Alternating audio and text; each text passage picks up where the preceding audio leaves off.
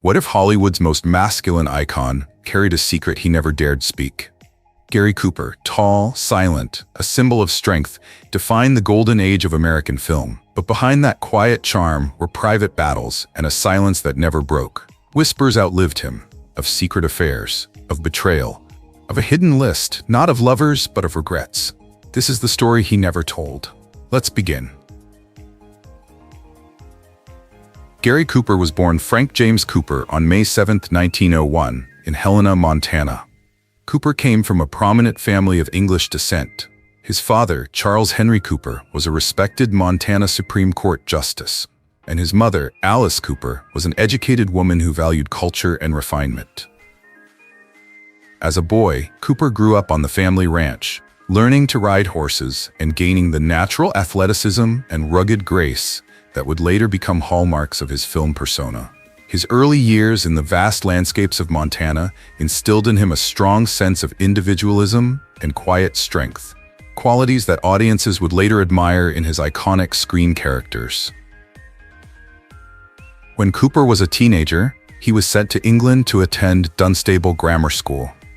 However, he returned to Montana after World War I, eventually enrolling at Grinnell College in Iowa.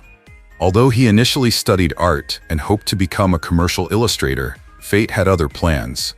After suffering a leg injury in a car accident, Cooper dropped out of college and moved to Los Angeles in the mid-1920s to pursue work as a commercial artist. There, he was introduced to the film industry, which was booming with the rise of silent movies. Gary Cooper's entry into Hollywood was almost accidental. He began as a stuntman and extra in silent films, often cast in westerns due to his writing skills and natural screen presence. His big break came in 1926 with the silent film The Winning of Barbara Worth, in which his brief but commanding role attracted the attention of producers and critics alike. His quiet charisma, tall frame, he stood 6'3", and piercing eyes made him stand out in a town full of aspiring actors. As talkies emerged in the late 1920s, Cooper smoothly transitioned into sound films, a feat not all silent stars achieved. He starred in The Virginian 1929, one of the earliest successful talking westerns, which established his signature style, soft-spoken, understated, and emotionally resonant. Unlike many actors of the era who relied on dramatic flourishes, Cooper's strength lay in his naturalism. His performances were honest, unforced, and compelling, making him the quintessential everyman in American cinema.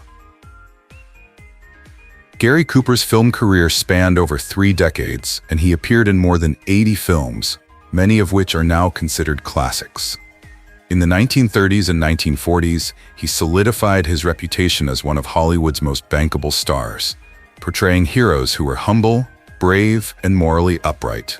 His role in Frank Capra's Mr. Deeds Goes to Town, 1936, earned him widespread acclaim for his portrayal of a small-town man who takes on corporate greed with quiet dignity. One of his most celebrated performances came in Sergeant York, 1941, where he played World War I hero Alvin York. The film was both a critical and commercial success, and Cooper won his first Academy Award for Best Actor for the role. He followed this with a wide range of performances, from romantic dramas like The Pride of the Yankees, 1942, in which he played baseball legend Lou Gehrig, to the noir western The Westerner, 1940, showcasing his versatility as an actor. Perhaps his most iconic role came in 1952 with High Noon, a taut, suspenseful western in which Cooper played Marshal Will Kane, a man who stands alone against outlaws when everyone else in town abandons him. The role was a masterclass in restrained acting and earned Cooper his second Academy Award for Best Actor. The film itself was a political allegory for the McCarthy era and cemented Cooper's image as a symbol of moral courage and individual responsibility. In the late 1950s, Cooper's health began to decline. He continued to act in films such as Friendly Persuasion, 1956, and The Hanging Tree, 1959, but was privately battling prostate cancer, which eventually spread to his lungs and bones. He kept his illness largely hidden from the public and continued working as long as he could. His final film role was in The Naked Edge, 1961, released posthumously. In 1933, Gary Cooper married Veronica Balfe, a poised and elegant woman from New York high society, who was also known by the stage name Sandra Shaw during her brief acting career. Born into privilege, Veronica was a devout Roman Catholic and the niece of Cedric Gibbons, a legendary art director at MGM who helped design the Oscar statuette. Despite her social standing, Veronica pursued a short-lived film career in the early 1930s, appearing in several motion pictures, including No Other Woman, 1933, and the classic King Kong, 1933, where she held a minor role. Her graceful beauty and quiet dignity stood in contrast to the Hollywood starlets of the time, and it was perhaps this blend of refinement and simplicity that drew the usually reserved Cooper to her. Their wedding was a well-publicized event, drawing attention from both the film industry and New York's elite. Following their marriage, Veronica retired from acting to focus on her role as a wife and later as a mother. The couple had one child together, a daughter named Maria Veronica Cooper, born in 1937. Gary Cooper, known for his stoic on-screen persona and reserved nature in real life, adored his daughter. He often spoke of Maria with deep affection and pride, and though he was frequently away due to filming commitments, he made an effort to be a present and loving father.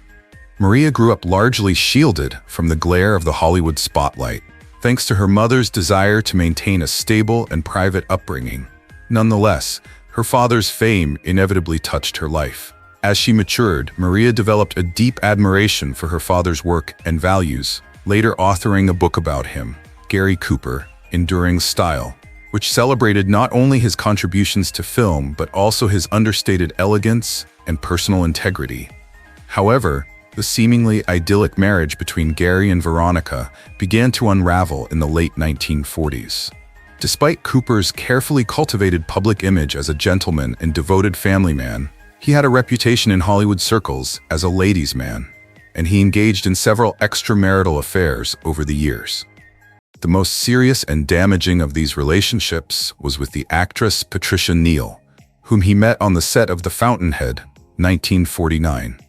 Neal was nearly 25 years younger than Cooper, and their passionate and tumultuous love affair lasted for several years.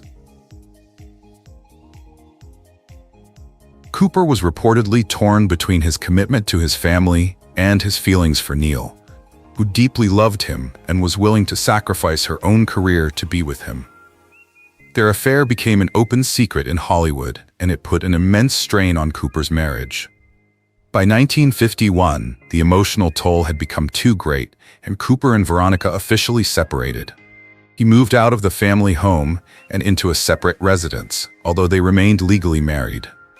Despite his love for Neal, Cooper refused to divorce Veronica, citing his concern for their daughter Maria's well-being and moral upbringing. A divorce, he believed, would not only violate his Catholic beliefs, but might also irreparably damage his relationship with his daughter, whose opinion meant the world to him. Cooper's internal conflict and guilt were so profound that he ultimately ended his relationship with Neal, leaving her heartbroken. She later spoke of the emotional devastation she experienced, describing her years with Cooper as some of the most painful of her life. Following the end of the affair, Cooper began to reflect more deeply on his life, values, and the importance of his family. In 1955, after 4 years of estrangement, he and Veronica quietly reconciled. While their reunion was not marked by dramatic public displays, it was a sincere and meaningful step for both of them. They resumed their life together, returning to the familiar rhythms of their earlier years. During this time, Cooper, who had always held religion at arm's length, began to draw closer to the Roman Catholic faith of his wife and daughter. This spiritual reawakening became more profound in his later years, especially as he faced serious health challenges. Veronica stood by him during his illness, caring for him with devotion and helping him find peace in his final years. Their daughter Maria also remained close, and the family bond, tested by fame, infidelity, and separation, proved ultimately resilient. In the glimmering shadow of Hollywood's golden age, few stars shone as brightly as Gary Cooper. Tall, stoic, and impossibly handsome, Cooper became the embodiment of American masculinity on screen. But behind the scenes, the man who thrilled audiences with his cowboy calm and soft-spoken charm allegedly led a much more complicated, conflicted life. One that, according to long-whispered rumors and an alleged posthumous memoir draft discovered in a locked trunk at his Montana home, included a series of secret same-sex relationships with fellow Hollywood actors. Even more shocking, Cooper allegedly despised several of them by the time of his death. While his public persona was one of restraint and decency, Cooper's private writings reveal a man tormented by secrecy, betrayal, and bitterness. In a deeply personal, unsent letter addressed to no one, Cooper is said to have listed 7 actors with whom he had intimate relationships, only to later grow to resent, mistrust, or even hate them. Here is a dramatized deep dive into those alleged relationships and what may have caused them to sour. One of the biggest stars of his era, Cary Grant was suave, stylish, and always camera-ready. According to the notes attributed to Cooper, their liaison began during a film festival in Palm Springs in the late 1930s. "He laughed at everything I said," Cooper reportedly wrote, "and it felt real until it didn't." The relationship, though never public, may have been filled with passion, secrecy, and ultimately heartbreak. Grant, fiercely protective of his own image, allegedly ended things abruptly after being spotted with Cooper by a gossip columnist. "He ran faster from me than any outlaw I ever played," Cooper lamented. What stung most, Cooper allegedly noted, was Grant's willingness to gaslight him afterward, pretending it had never happened. Though they were from different acting generations, their paths crossed frequently in the 1950s. According to this sensational account, Cooper, then in his early 50s, was captivated by the young and towering Rock Hudson, whom he described as a Greek statue brought to life. But Cooper's writing reportedly took a dark turn when recounting Hudson's reluctance to be anything more than a secret. "He'd charm me all night and ignore me by morning, like I was a one-night stand stretched across a year," Cooper supposedly reflected. What began as affection ended in bitter alienation. Cooper allegedly saw Hudson's need to live a double life, not just as a necessity of the time, but as cowardice. Cooper and Scott were often photographed together during the heyday of Western cinema. Off-screen, however, their alleged relationship was complicated by rivalry. Scott, known for his close and often rumored romantic relationship with Cary Grant, may have been torn between the two leading men. Cooper, in his notes, allegedly refers to Scott as the one who played me better than I played any role. The two reportedly had an intense bond in the 1940s, but jealousy soon crept in, particularly over roles, fame, and Grant's attentions. When Scott was cast in a role Cooper coveted, he wrote, "I didn't just lose a role, I lost a reason to trust." An unlikely match due to their age difference, Cooper reportedly had a brief, intense relationship with a young Anthony Perkins in the mid-1950s. The actor, best known for Psycho, was said to be shy and intellectual, traits that drew Cooper in. "He reminded me of who I was before Hollywood ate me alive," Cooper supposedly wrote. But Perkins, allegedly consumed by fear of being outed, eventually pulled away, leaving Cooper feeling abandoned. "He projected all his fear onto me, made me the villain in his mind," Cooper's notes read. The bitterness remained, not because of the breakup, but because Cooper believed he had been used as an emotional crutch. Montgomery Clift was perhaps the most emotionally raw and vulnerable of Cooper's alleged lovers. Their connection, Cooper claimed, was like staring into a mirror that told the truth. But the very intensity that drew them together may have driven them apart. Clift's inner torment, fueled by trauma and addiction, placed a heavy strain on Cooper. Loving Monty was like hugging barbed wire. You bleed, but you don't want to let go. In the end, Cooper reportedly resented Clift for dragging him into the same spiral of despair and for showing him a reflection of his own self-denial. A brief fling, If Cooper's notes are to be believed, with the blonde and boyish Tab Hunter came at a time when Cooper was looking for comfort more than connection. He was beautiful, yes, but he was also shallow. I needed healing. He wanted headlines.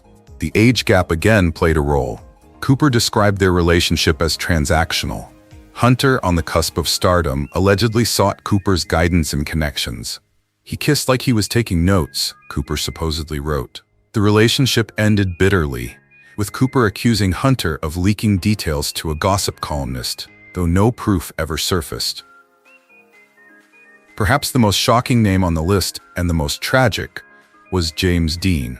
Their affair, if it happened, would have occurred shortly before Dean's untimely death in 1955. Cooper reportedly described their time together as brief, wild, and full of fire.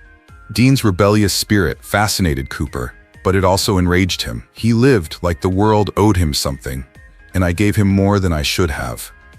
Cooper's alleged hatred stemmed not from the end of the relationship, but from Dean's recklessness and fatal crash. He robbed me of the chance to hate him in person, Cooper wrote. Gary Cooper never publicly spoke about any of these alleged relationships. Whether the writings attributed to him are authentic or apocryphal, they paint a picture of a man struggling with identity, reputation, and heartbreak behind the curtains of Hollywood glamour. If true, these names, so famous, so guarded, highlight the profound loneliness and personal sacrifice required of stars forced to live in secrecy. Cooper, a man admired for his quiet strength, may have carried an emotional burden heavier than any saddle he ever threw over a horse. And so, in the silence of his Montana retreat, Cooper may have finally given voice to what he could never say aloud. That love, for all its glory, had left him with a list not of lovers, but of regrets. In 1961, Hollywood lost one of its iconic and beloved actors when Gary Cooper passed away at the age of 60. His death was the result of a prolonged and ultimately fatal battle with prostate cancer, a disease that had tragically spread beyond its original site. Although Cooper initially sought medical treatment and tried to keep his condition private, the cancer eventually metastasized, spreading to his lungs and bones. As his health declined, the once robust and stoic leading man, known for his quiet strength and commanding presence on screen, became increasingly frail.